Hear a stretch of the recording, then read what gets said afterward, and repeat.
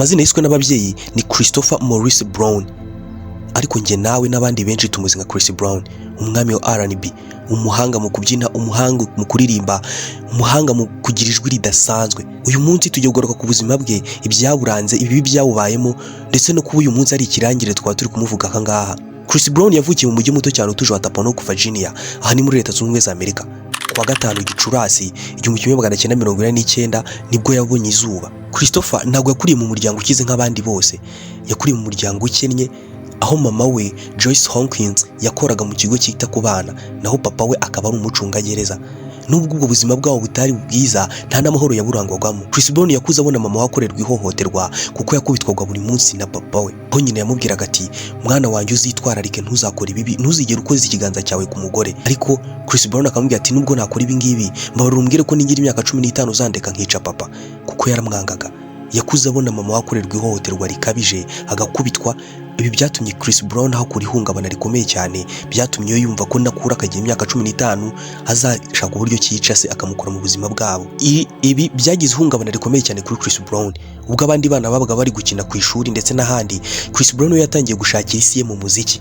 Yari afite radio ntoya aho yumviraga abahanzi bakomeye cyane muri icyo gihe nka Michael Jackson. Si ibyo gusa, yarabarebaga no kuri televiziyo agatangira kwigana ibyo bakoraga. Filime mbarankuru yagarukaga ku buzima bwe, mama we yavuze uburyo yabonaga Chris Brown akiri muto. Ati, Chris Brown yari umwana ubangutse cyane, yageragezaga ibintu byose, ndetse ukabibona neza ko ari umwana uzagerageza ibintu byinshi kandi akabikora neza n'igihe yari afite umwaka umwe. Komeje agira ati, afite imyaka 2 yajyaga areba video za Michael Jackson, nawe agatangira kubyina mwigana. Baga yaza akanyura muri koridoro, akinjira mu cyumba kuri rutubati, agatangira kwinyuramo, agatera icyo bita backflip cyangwa se ikinyuma. Mbese ibyo byose yakoraga yabaga yabibonye ku muhanzi Michael Jackson, nawe agatangira kubyigana.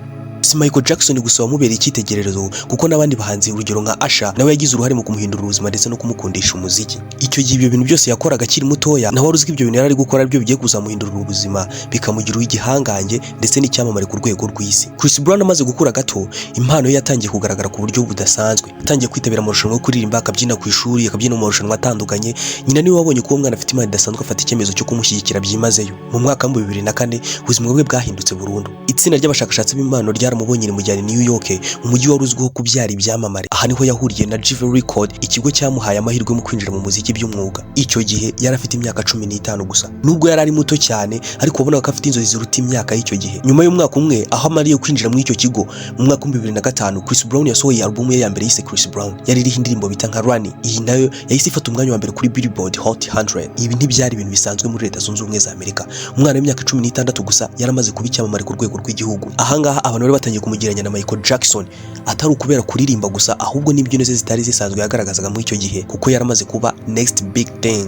Ubwamamare no kumenyekana bya Chris Brown ntago ari ibintu byatinze, byabaye ibintu byaje byiruka bizira icyarimwe, kuko nyuma yaho gato mu mwaka wa 2007 yasohoye album ya exclusive irimo indirimbo zikunzwe cyane nka With You, Forever na Kiss Kiss. Iyi ni album yamushyize ku rwego mpuzamahanga. Chris Brown yarakiri umuhanzi mushya, yaramaze kubikirangirire, yatangiye gukora indirimbo nyinshi cyane, atangira gukora indirimbo n'ibyamamare bitandukanye, ndetse atangira kuzenguruka n'igihugu n'isi muri rusange. Yatangiye gukora ibitaramo bikomeye, kuzenguruka isi no gukorana n'ibyamamare bitandukanye mu ndirimbo nyinshi cyane zagiye zimuhindurira ubuzima. Ariko ku izina rye ryazamukaga niko ryagendaga ryegereza ku gihe kibi Chris Brown yigeze kugira mu buzima bwe, ahubwo yifuje kwiyahura, akumva yari ku muziki, ibintu byose akabivamo, akifuza ko n'ubwamamare bwawe kabaye buba butaramubayeho. Aha ni mu mwaka wa 2009. Mu mwaka wa 2009 izina rya Chris Brown ryahindutse mu buryo butunguranye. Chris Brown yagiye mu rukundo n'umuhanzi Rihanna. Uti byagenze bite? Reka tugaruke cyane ku rukundo rwabo ndetse n'uburyo bahuye kugeza ubwo ibintu byatangiye kuzamba. Chris Brown ati, ubundi nari nsanzwe numva Rihanna,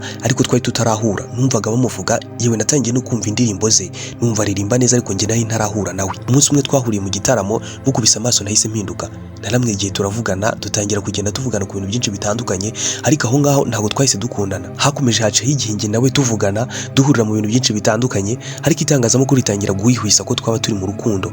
Ariko njye na Rihanna iki gihe ntawe wari wabwira undi kamukunda. Sinabihakana, njye naramukundaga. Ndabyibuka ndi mu rugo rwe nibwo namwegereye mubwira icyo natekerezaga. Amaze kumubwira kamukunda, Rihanna ntiyahise abyakira neza, yumvise ko ari icyemezo cyaba gifashwe bahubutse, ariko Chris Brown amubwira ko yabitekerejeho. Rihanna nawe ntiyabitekerejeho umwanya munini cyane, yaje kumusubiza mwemera ko bakundana, ariko bafata icyemezo cyo kubihisha itangazamakuru. Bakomeje gukundana, nyuma biza kumenyekana, nabo babishyira ku mugaragaro bavuga ko bakundana. Chris Brown yakomeje agira ati, ndabyibuka ibintu bijya kuzamba, njye nahisemo kumubwiza ukuri, negeye Rihanna nk'umuntu twari tugiye gukundana kuko numvaga ari ikintu kinjya ku mutima kandi ntagomba gukomezanya nacyo. Chris Brown yakomeje agira ati ndabyibuka ibintu bijya kuzamba njye nahisemo kubwiza ukuri Rihanna, numvaga nshaka kumubwiza ukuri tukabana mu rukundo nta kintu mukinga. Naramubwiye ntarakundana nawe, hari undi mukobwa twarikundanye, uwo mukobwa rero twararyamanye.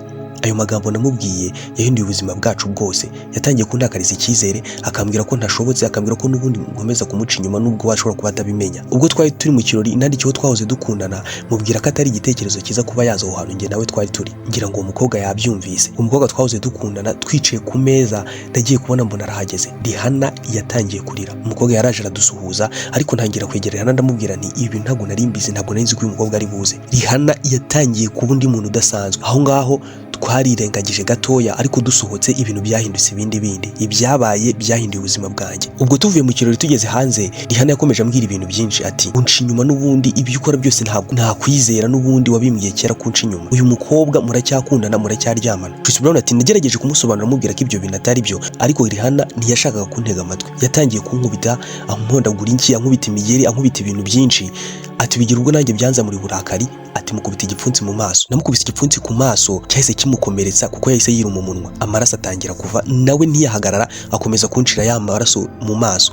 Hatari ku mbere yuko bigeraho turwana, ni namaye telefone yanjye ngayirebemo kuko Rihanna yari afite gufuha kudasanzwe ku buryo yumvaga ko bidashoboka ko naba mukunda wenyine nta wundi mukobwa nkundana nawe. Namaye telefone yanjye ayirebamo, asangamo message ivuga iti Chris Brown, ejo ni Grammy Award, ugomba kugenda ukayitsindira kandi nditezera ko turi buze guhurira muri club. Genzo iyo message nari nayisomye yose ngirangire, nari nabonye amagambo agira ati genda utsindire ira Grammy Award. Ibindi bikuru cyose nari nabibonye.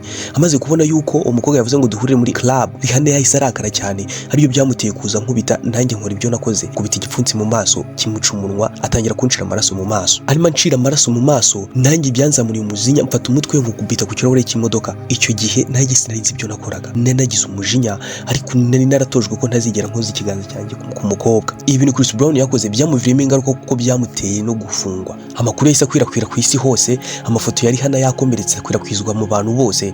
Chris Brown yahise afatwa nk'umunyabyaha, yatakaje abafana, radio zimwe na zimwe zanga gucuranga indirimbo ze, izina rye rihinduka nabi. Uyu wari umwanya mubi cyane mu buzima bwe. Chris Brown yarageze mu buzima bw'ubwirabure, yageze bwo ashaka kwiyahura, ageraho kumva umuziki nta kintu mumariye, hatangira kwicuza impamvu yabaye icyamamare ndetse akajya mu rukundo n'uyu muhanzi wari uzwi cyane nawe Rihanna. Chris Brown ubwo ibyo byose byamubayeho yahisemo kudashika intege, nubwo yajyaga mu bitangazamakuru abantu bagakomeza bamubaza ko ibyo bibazo, iwe yagiraga ati nahoraga nshaka gusimbuka ibyo bintu byose kuko numvaga ntashaka kuba hahise hanjye, ndashaka kwibanda ku hazaza, ngahindura izina ryanjye ribi, ngahinduka undi muntu mwiza. Nyuma yahise asohora album ye yise Fame.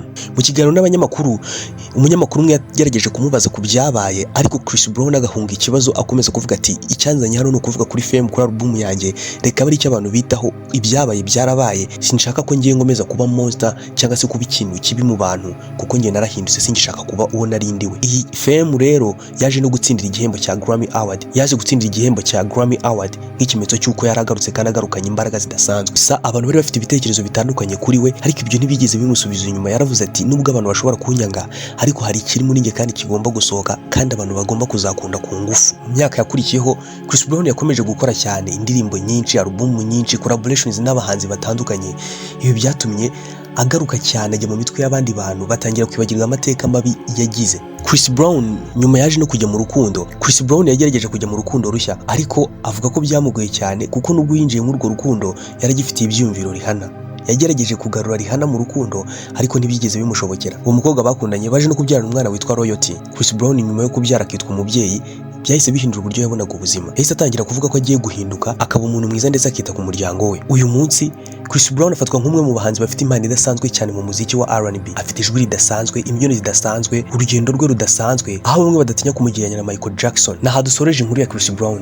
Ni inkuru y'umuhanzi, ariko si inkuru y'umuhanzi gusa kuko ni inkuru umuntu wavuye kure, wageze kure, akanagwa cyane, ariko agaharanira kongera guhaguruka, agahinduka igikomerezwa. Urugendo rwe ruracyakomeje, yanyuze mu buzima butagororotse, ariko bwamuviriyemo guhinduka uwo ari we uyu munsi. Ngira ngo hari amasomo ukuye mu inkuru ya Chris Brown. Duhure mu cyamamare cy'ubutaha. Nge ndi Josh Rwanda.